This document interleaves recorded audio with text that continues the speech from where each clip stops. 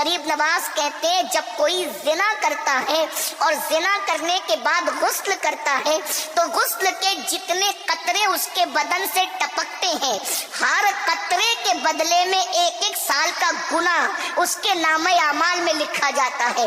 ہر قطرے کے بدلے میں 1 سال کا گناہ۔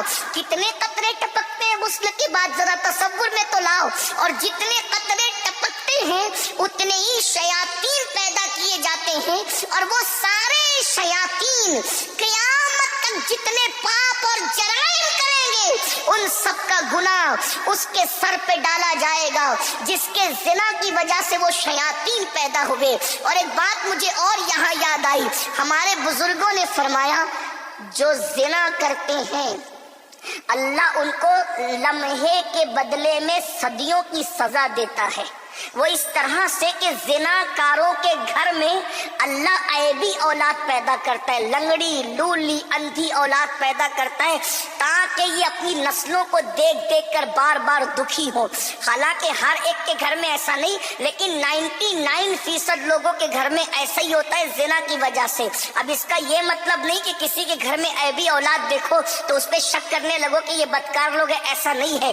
1% لوگوں کے گھر میں اللہ عیبی اولاد اس لیے دیتا ہے تاکہ اللہ ان کے درجات بلند کرے، ان کو مقبولیت عطا کرے۔ تو یاد رکھنا، ذرا غور کیجئے، آج گندی فلموں کی وجہ سے، زنا کی فلموں کی وجہ سے، گندی پکچروں کی وجہ سے آج ہمارے لڑکے اور لڑکیاں زنا کو فیشن سمجھ رہے ہیں۔ لیکن میں ان کے سامنے یہ بات رکھ دوں، قبر میں جانا ہے، کب تک زمین پہ دندناتے پھرو گے؟ کب تک زمین پر پاپ کرو گے؟ کب تک اللہ کے غضب کو دعوت دو گے؟ کب تک اس کے غضب کو چیلنج کرتے رہو گے؟ یاد رکھنا، حدیث پاک میں آتا ہے اللہ کے سچے رسول صادق و مصدوق مصطفیٰ کریم رؤوف الرحیم صلی اللہ علیہ وآلہ وسلم فرماتے ہیں زنا کرنے والوں کو قیامت کے دن جہنم کی آگ کی قمیص پہنائی جائے۔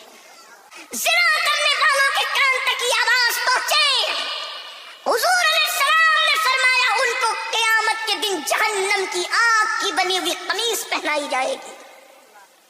اور اتنا ہی نہیں، حدیث پاک میں تو یہاں تک آیا جس عضو سے انہوں نے زنا کیا ہوگا اس پر جہنم کے ہتھوڑے برسائے جائیں گے۔ اسی پہ بس نہیں، سید المعصومین کانے حیا جانے حیا وجہ تخلیق حیا مصطفیٰ جان رحمت نے یہاں تک فرمایا زنا کرنے والوں کی شرمگاہوں پر جہنم کی آگ تہکائی جائے۔ اللہ کے واسطے